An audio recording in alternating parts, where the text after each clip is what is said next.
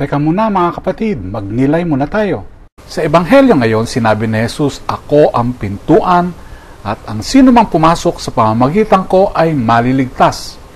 Siya lamang ang tunay na daan patungo sa buhay na walang hanggan, nagbibigay ng proteksyon at pagpapala sa kanyang mga tupa. Alam mo ba na may halaman na kayang magpahina ng kandado? Ang tawag po dito ay skeleton key plant. Ang skeleton key plant ay may kemikal na unti-unting nagpapahina ng metal.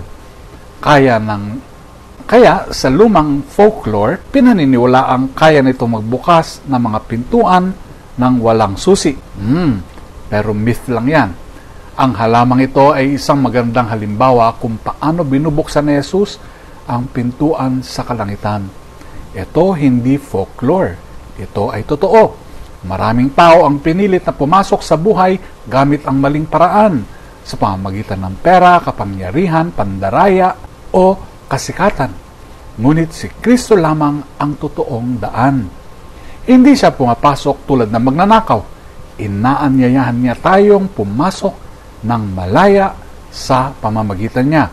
Sa Gawa ng mga Apostol, pinaliwanag ni Pedro kung paano binuksan ng Diyos ang pinto ng kaligtasan, hindi lang para sa mga Hudyo, kung hindi para sa mga Hentil. Ang Espiritu Santo ay para sa lahat at walang sino mang ipinagkakait sa awa ng Diyos kung taos-puso silang lumalapit sa Kanya.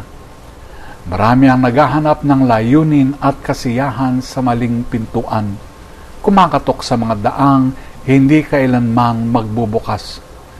Ngunit si Jesus ang pintuan, ang tanging daan patungo sa tunay na buhay.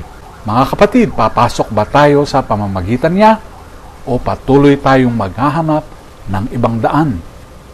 Pagnilayan po natin ito. Amen.